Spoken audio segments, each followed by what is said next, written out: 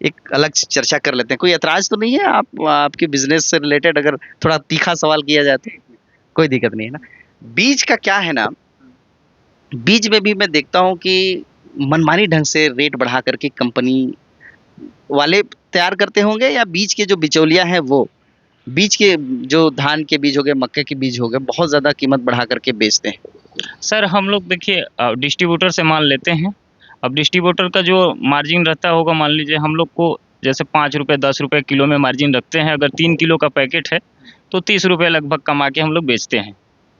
अब डिस्ट्रीब्यूटर से हमें रेट बढ़ के आ रहा है और डिस्ट्रीब्यूटर को कंपनी रेट बढ़ा के दे रही है, तो रेट तो बढ़ेगा सर। अच्छा, एक पैकेट उठा करके देखें क्या? एक पैकेट धान का कोई लाओ तो, लाइए तो बाबू थोड़ा सा। कौन कौन सी कंपनी का धान बेचते हैं आप? सर हमारे पास तो 5-6 कंपनी का। अच्छा, ये धान बीज है, ये कौन सी कंपनी का धान बीज है? थोड़ा हम प्रचार भी कर दे रहे हैं। बायोसीड। बायोसीड। अच्छा, इसको क्या रेट दे रहे हैं? 3 किलो का पैकेट है ना? हाँ। क्या रेट दे रहे हैं? ये सर आपका 390 रुपये किलो। यानी कितना चला जाएगा? 1170 रुपए। 1170 रुपए में ध्यान दीजिएगा, ये पैकेट दे रहे हैं। अब इस पर जाते हैं, एमआरपी कहाँ पर लिखा हुआ है थोड़ा दिखाएंगे क्या?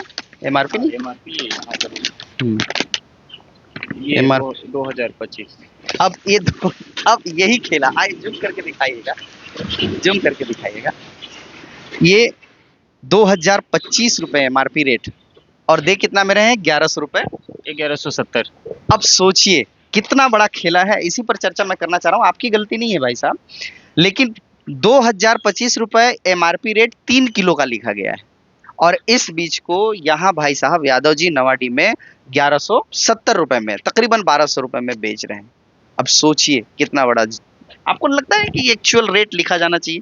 हाँ, एक्चुअल रेट लिखा जाना चाहिए जिसमें किसानों को हम लोग को भी सुविधा रहता है। अगर फिक्स रेट है तो भाई किसान को हम एमआरपी में दे देंगे। एमआरपी रेट होता है, एमआरपी पे दे देते।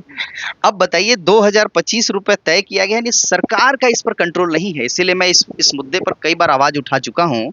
धान बीज के दुकान में हम लोग बैठे हैं, दुकानदार की इसमें क्या गलती है? ये सब झोल है, ऊपर का सेटिंग है। गवर्नमेंट को रिपोर्ट करना कंपनी की जिम्मेवारी होती है कि वो कितना प्रदेश में बीज बेचेंगे, कौन सी कंपनी का कितना बीज बेचेंगे, और उसका रेट तय करते होंगे आपस में गवर्नमेंट और कंपनी के बीच में। और वही रेट क्यों सरकार इसकी खुलासा नहीं करती, क्यों नहीं बताती है? और वही एमआरपी रेट जो सरकार और कंपनी के बीच में डील हुआ है, वही रेट क्यों यहाँ पर एमआरपी पे दर्ज नहीं होता? सबसे बड़ा खेल है, कितना बड़ा करप्शन का खेल है, इस बात को सोचने की जरूरत है। आप हमें कमेंट बॉक्स पर बताइएगा, जरूर लिखिएगा। ये धान 3 किलो का पैकेट है, 1170 रुपए में भाई साहब दे रहे हैं। एमआरपी हमने आपको बता दिया है कि 2025 रुपए। अब बताइए, इसका मतलब कि ये एमआरपी गलत तरीके से प्रिंट किया गया है, और गलत तरीके से प्रिंट किया गया है तो सरकार फिर इस पर कंट्रोल क्यों नहीं करती है? सरकार इस पर शिकंजा क्यों नहीं कसती है कि कंपनी मनमानी ढंग से प्रिंट ना करें और मनमानी ढंग से रेट में किसी भी किसान को बीज ना बेचें?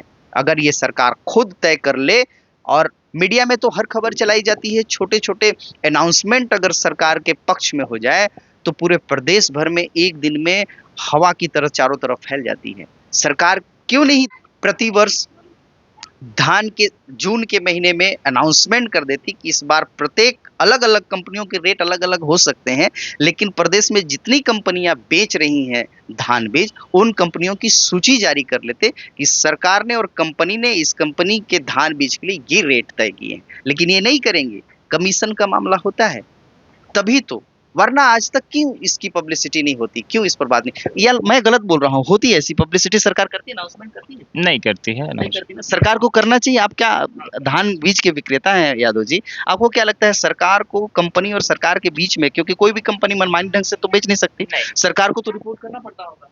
हाँ, वो करना पड़ता होगा। ऐसे मनमानी कैसे कोई कंपनी, हम थोड़ी कंपनी खोल के बेच देंगे। बिना रजिस्टर्ड कंपनी तो नहीं रहती ना, सभी कंपनियां रजिस्टर्ड होती हैं। रजिस्टर्ड होती है। तो ये खेल है, और ये धान बीज का जो धान बीज की जो कंपनीज हैं, इसको पूरा संरक्षण सरकार देती है, तभी तो ऐसा कर पाते हैं। अगर सरकार चिंता करती, सरकार प्रतिवर्ष ये अनाउंसमेंट करती हर जगह पे धान बीज की सूची, कंपनियों की सूची, और उसका प्रतिवर्ष का एक्चुअल रेट अगर प्रत्यक्ष धान खरीदी केंद्र में, सोसाइटीज में, सोसाइटी वाले बैंक में अगर वो बाकायदा प्रिंटेड छपा रहता तो लोगों को पता होता, फिर कोई भी बिचौलिया बीच में किसी भी किसान को ठग नहीं पाता। तो इसको लेकर के आप क्या सोचते हैं किसान बंधु, आप लोग क्या सोचते हैं, प्रदेश की युवा क्या सोचते हैं, हमें कमेंट बॉक्स पर जरूर लिखिएगा। वीडियो अच्छा लगेगा तो आपके अपनों को भी शेयर करिएगा और हमें फॉलो भी जरूर कर लीजिएगा।